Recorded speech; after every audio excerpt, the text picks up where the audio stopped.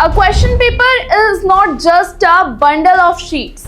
Behind it lies 2 years of a student's hard work, a father's hope, and a mother's prayers, and an entire family dream. But just think for a moment. A student who stayed awake night after night studying, who distanced themselves from friends, who sacrificed every celebration with the hope that one day their hard work would pay off. If someone else get hold of the same question paper before the examination even begins, what was that? A student's fault? Was their hard work not enough? Or was their biggest mistake simply that they trusted the system? Today, students across the country are out on the streets in Delhi, Patna, Nagpur, Jaipur, everywhere. The message is the same: we want justice. But I want to ask you one question. Will paper leak stop simply because people take to the streets? Will blaming only one government solve this problem? Because the truth is, paper leak have not happened under just one government. Such incidents have surfaced for years in different states under different governments. So perhaps it's the time to change the question. Why do paper leaks happen under every government? Does only the government change while the system remains the same? Have we failed to reach the root of the problem, where this entire network begins? And perhaps the biggest question of all, are students and as a nation only protesting? Or we are also trying to understand the network that keeps trading the dreams of millions of young people every few years? Because until we identify the root cause of the disease, every treatment will remain temporary. So today we will not do politics, we will neither defend any political party, not accuse any political party. Today we will simply try to answer one question. Where does the real problem of paper leaks begin? Why does the future of millions of students get put at stake every few years? And can India ever build a system where hard-working students safely on the strength of their own effort?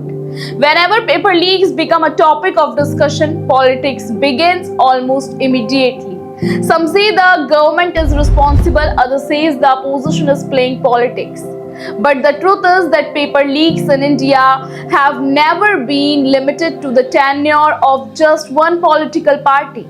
Such incidents have occurred at different times under different government. One major analysis examined 45 major paper leak cases between 2002 and 2025.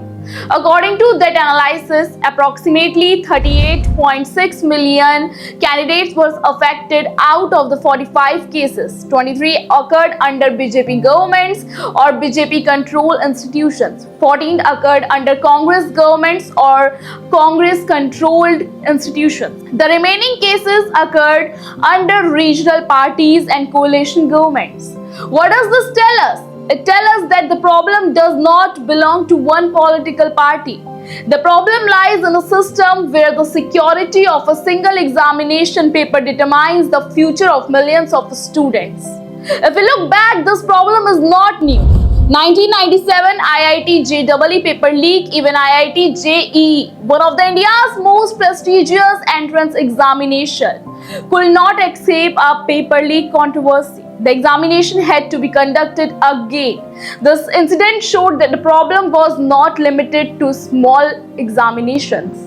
2013 Vyapam scam Madhya Pradesh. The Vyapam scam in Madhya Pradesh became one of India's most widely discussed recruitment scandals. Allegation of irregularities emerged in medical entrance and government recruitment examination. The case demonstrated just how extensive and organized examination mafias can become. 2015 AIPMT paper leak was reported in the AIPMT medical entrance examination. Following the Supreme Court order, the examination had to be conducted again. Now just think, a student dreaming of becoming a doctor had their future affected because of the greed of a few individuals. 2018 CBSE paper leak. The controversy surrounding the leakage of the CBSE Class 10th Mathematics and Class 12th Economics paper caused widespread concern among students and parents across the country. The issue became particularly significant because CBSE had long been regarded as a trusted examination authority. NEET is one of the India's largest entrance examination. Every year, millions of students appear for it with the dream of becoming doctor.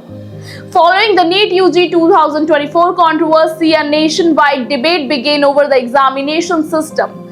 Grace marks and paper security investigation agency examined the matter, and several arrests were made. Soon afterwards, UGC NET 2024 was also cancelled because concerns were raised about the credibility of the examination. The question once again emerged: if even the country's biggest examination cannot be completely secure, then where exactly does the problem lie? The biggest question is, where do paper leaks actually originate? Investigations in several past cases have highlighted different vulnerabilities: the printing process, transportation of questions, paper, storage systems, security at examination centers, collusion by insiders. But if someone goes wrong at the stage where the paper itself is being prepared, then the problem becomes even more serious. Think of it this way: a judge writes a verdict, the verdict is reserved. The judge announced that it will be delivered at the appropriate time. But if that verdict appeared on television before it is officially announced, question will be also be raised about the place from which it was leaked. The same principle applies to the examination system. Today, students are raising their voices at Jantar Mantar. Their question is simply, we worked hard, so what was our fault? In a democracy, protesting is the right of every student. But we must also understand that protest alone will not eliminate this problem. We need solutions that remain effective for the next 10 years, not just the next few months. Today, the world is using artificial intelligence, encryption, and advanced security systems.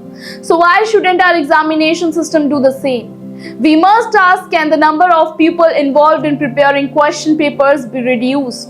Can digital security be strengthened? Can every stage of the process be monitored? Can we build a system where the mistake of one individual does not put the future of millions of students at risk? Because punishment is necessary, but even more important is reducing the opportunity for the crime to occur in the first place. In the end, the real question should not be under which government did the paper leak happen. The real question should be how many students suffered, how many families saw their dreams shattered, and when will we build a system where the student who studies honestly is the one who succeeds? Because an examination paper is not just a piece of paper, it is the ticket to the future of millions of young Indians. And protecting that ticket is the responsibility of the entire system. If you are a student, a parent, a teacher preparing for a competitive examination or connected with this system in any way, I would like you to share your opinion openly in the comments. According to you, what is the real root cause of paper leak? What is the most effective solution to this problem? Should accountability rest only with the government, or does the entire system require comprehensive reform? Your voice can help take this discussion in a new direction.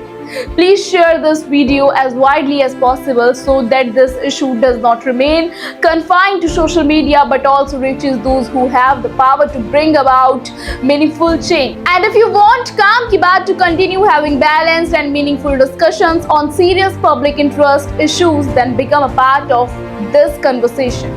Ask your question, share your suggestion, because real changes does not begin merely by raising questions. It begins when we work together to find solution. I am Tanisha Bhardwaj and you are watching OWN's presentation Kaam Ki Baat.